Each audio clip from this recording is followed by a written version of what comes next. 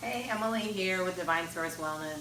I wanted to take a minute while I'm making my next batch of chili to share this amazing recipe with you. A lot of my friends and family have asked me, how do I make my chili? So here's a how-to video so you can make your own batch of delicious homemade chili. All you've missed so far is I have used a couple spoonfuls of organic virgin coconut oil. I actually refill this. I get a large tub of it at Costco. It's more cost effective, or you can find this exact jar at Aldi, and it's just virgin coconut oil. Of course, you can use any oil you'd like, and I cut up a large onion. You can use a medium or large onion depending on how much onion you like, and I'm just going to be sauteing it. Okay, I'm going to be sauteing that in the oil, and it's been uncovered for about 5 minutes. I'm going to cover it now and let it cook for about 10 minutes. You're going to cook it until the onions are just lightly brown or soft and translucent. Himalayan sea salt with over 88 naturally occurring minerals. This is really good for you. This is a really good salt for your body. So you can always add more salt later. Okay, so I'm just going to give it a nice salting. Not too much, not too little. I'm very intuitive when I cook. If I make a mistake, next time I won't do it again. So I just learn as I go. Some people are afraid of cooking, they're afraid of messing it up. Can't really mess it up unless maybe you added too much salt, you can't go back. That's why I just prefer to add less salt. You can always salt it at the end, and you can always salt to taste, because not everyone has the same taste buds for salt. And then I'm going to be adding a little pepper. I add a little bit. I don't like too much pepper personally, but I'm just going to add a little bit. It's a very little bit of pepper. So now it has salt and pepper. Any kind of large, medium to large pot will work. And I'm just going to go ahead and cover that with a lid. Okay? And I'm going to come back in about 10 minutes. Okay, it's been about 10 minutes. So I have been stirring the onions. I want to let you know that I have been stirring them throughout the cooking process so they don't stick to the bottom or get burned. And it is starting to stick to the bottom, and it is getting a little brown, and that's exactly what we want. So at this point, you would want to add your meat. I want to also note the temperature. So I have it on like a medium to low. You never want to put onions too high because they can burn. So next up, I'm going to add my meat, my ground meat into here. I'm going to be using some Publix Greenwise ground beef. I really like that brand. I like the Greenwise a lot. It is a little more money, and you can also get it on sale. And when it's on sale, you can stock up and freeze it. The meat I'm using today was from the freezer. It still cooks really great. I'm using about 1.25 pounds of chuck and 1.25 pounds of lean. Okay, I'm going to be adding the meat now. And you're just going to chop up the meat, and you're going to brown the meat. You're going to leave the lid off for this process, and you're going to let it sit, and you're going to stir it every couple minutes. Okay, just checking in on my beef here. As you can see, the pot's kind of slowed down a little bit. I had lowered it because the onions had been getting a little too brown. So I'm going to put it back to a 4, more of like a, instead of low, medium low, kind of like a medium heat. And have been stirring this beef. This is a little over 2 pounds of beef. And the only other time I'm going to salt this is going to be right now. I'm going to salt the beef. Okay, probably about 10 twists of the sea salt, and I am going to put just a very little bit of pepper, black pepper.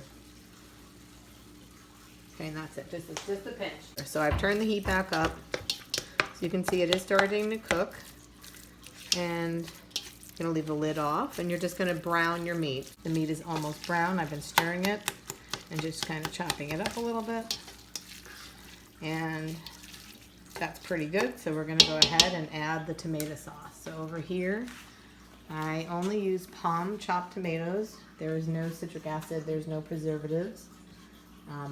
Again, this is going to be a matter of your preference. They make chopped tomatoes and they use tomato sauce. The person I'm cooking for today prefers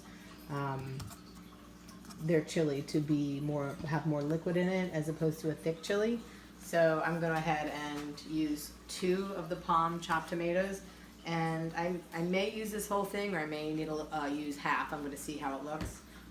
Typically, you could use one of these chopped tomatoes and one of these. So this is one way you can do it, especially if you like a thicker chili with less broth. You can just do these 2. I'm making chili for someone today, and they like it with extra sauce. So I'm going to use these 3. But typically, I would start with these 2, and then you can always add more liquid later. So I'm going to open this. The way to open this is to cut it with a scissor, actually. So I'm just gonna cut that open. There we go.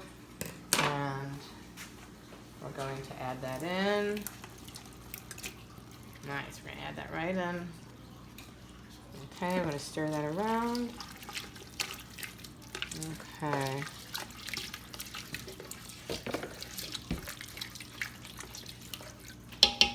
Okay, I'm going to add, for this sake, I'm going to add this little tomato sauce just to show you what that would do.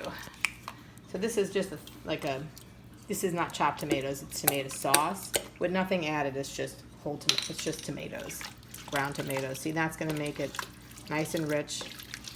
It's going to thicken it a bit. We've got the onions. We've got some oil in the pan with some chopped onions. And we browned the onions, then we added the meat, we browned the meat, and now we add the sauce. Okay, so once you add the sauce, go ahead and add this whole thing here. And with this, you're going to want to just rinse it out with a little bit of water, shake it up so you get all that out. So I will do that off camera. And, okay. Actually, that looks pretty good for now, so I'm just going to go ahead and leave it with the 1 chopped tomatoes and the 1 palm tomato sauce. And I can add more tomatoes at the end if needed, because we're still going to have some liquid from the canned beans. So once you've added your tomato sauce, you're going to put the lid on. And I recommend, for a nice flavor, cooking this on, you want like a very low boil. You don't want to burn the sauce. You do have to stir, because if this gets too high, you're going to have burnt tomato sauce stuck to the bottom of your pan, and that's not going to be fun. So I'm going to leave this on. I'm actually going to leave the lid off. I'm going to let it come to a boil, and then I'm going to leave it on low and just kind of let it simmer. I'm going to do that for about 15 or 20 minutes, and then I will be back. I just want to come back and clarify what I was doing. So if you come over here and look at the pot, it's boiling. See that? And you don't want to boil it with the lid on, because that could burn it. So I'm just stirring, and then I stir it, and then the boil kind of goes away, and it's still on high. It's still on boil. And I'm just going to stir it a few times while it's boiling, while it's warming it up. Okay, if you wait a minute, it'll start to boil again. Okay, I'm going to stir it. I'm going to put it back on low. I'm going to put it on low. I'm going to put it on a 2, 2.5, 3, somewhere around there. I'm going to cover this. And you just don't want it to burn. So I'm gonna basically put the lid on this.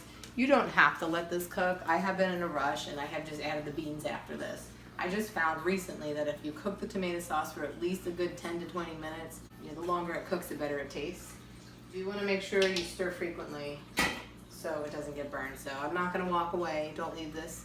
You gotta stay by it, and I'm gonna take the lid off every couple minutes and stir it. And then we will add the beans. Just wanted to check in on the chili. So I've had it on a low setting, although it's still boiling. And so I would say if you're new to cooking, just to be on the safe side, I would recommend cooking the sauce with the meat for about 10 minutes. And you're going to put the lid on, and you're going to stir every minute, because you don't want this to burn, and it can burn quickly. So if you can do that step, that would be optimal. So you're going to cover it. You're going to wait like maybe 60 to 90 seconds, and then you're just going to take the lid off, and you're going to stir it just so it doesn't, you want to make sure it's not sticking to the bottom or getting burned. So I'd say 10 minutes is perfect time, and then we can add the beans. As far as beans go, I use either organic or preservative-free beans. I like to use organic, non-GMO. You can find these at Sprouts. Sprouts has an off-label brand, their own brand. Simply Nature is Aldi. And Westbury is found at Publix or Sprouts. This is something else I found at Sprouts. I love Trader Joe beans. If you can find them, they are preservative free. What you would do, let's check the back. See, look, you're looking for, so kidney beans, water, sea salt. I like to get low sodium whenever possible. Okay, so it's time to add the beans. I'm going to be adding a can of Great Northern beans or white beans. You can use white kidney beans. Okay. And I'm going to be adding pinto and dark kidney beans. Everything here is organic and preservative free. For this recipe, I'm going to be adding about 5 to 6 cans of beans. As you can see, that's what 3 cans looks like. It's all a matter to taste and preference. You can also work with black beans. I don't personally like black beans, so I don't use them. You could do, sometimes I do 2 cans of white beans, 2 cans of pinto, 2 cans of kidney. It just all depends on your preference. Okay, as you can see, I've added all the beans, and I add the liquid in the can with the beans, so that adds a lot of extra liquid. So, now this is a recipe, like I mentioned earlier, that has more liquid than not. You can always adjust it to how you like it. If you like your chili thicker, you can always drain the beans and take some of that liquid out. I always use whatever comes in the can with the beans. And so from here on out, what I'm going to do is I'm going to bring this to a boil, and I'm going to let this come to a boil. You want to be very, very careful not to let this burn. So after it's done boiling, I'm going to let it come down low, and I'm going to be stirring it frequently. So I will check back in a minute. Okay, so this has come to a boil, and I've been stirring it for a few minutes on high, but it's now time to lower it. So I'm lowering it pretty low. So this is going to go like, I have a low button and at number 2. This is going to kind of go in between those. This is the part that if you don't pay attention, your chili definitely will stick to the bottom of the pot. So I would say for the next 5 minutes, until it stops coming to like a rolling boil, I would leave the lid off for about 5 minutes, and then we're going to cover it, and we're going to simmer it, and I am going to stir it pretty frequently. And that's the last step. The only next step is that you're going to taste it, and you can add more Himalayan sea salt at this point if you wish. Or you can let your guests salt and pepper it as they eat it. It just all depends on the beans you use. If your beans are low sodium, if they weren't low sodium, that can add a lot of sodium to your chili, and you may not need to add any more salt. So as you see, it keeps coming to a boil, which is why the lid's off. And so whenever you put it from high to low and you're on this electric stove, you've got to wait a little bit. Alright, so my chili's all finished, so it came out perfect. I cooked it for about an hour and 15 minutes, and I had it on low, and I stirred it very frequently. So this is the finished product. It's very thick. The tomato sauce has thickened up pretty well, and if you look, I'm putting it in containers, and I'm going to be freezing some of it. It freezes really nicely. Again, I just had the lid on. I had it on very, very low, and I stirred it quite frequently so it wouldn't burn at the bottom. By frequently, it's just going to depend on your pot and your stove, but I'd say about every five minutes or so, I would just kind of give it a stir to make sure. It could go for longer. I'd say 10 minutes. You just don't want it to burn at the bottom, but this batch came out lovely. So that is how you make the chili. There's no extra ingredients in it. You can feel free to add cumin or onion powder or whatever you want, but this is just how I make it. It's a very simple chili, and I've gotten a lot of compliments on it. So it's a very organic, hearty bowl of chili. So thanks for watching the video. If you have any questions, just leave it in the comments. I'll be happy to answer them, and let me know if you try out the recipe and what you think. So bon appetit, enjoy what you eat, and thanks for watching.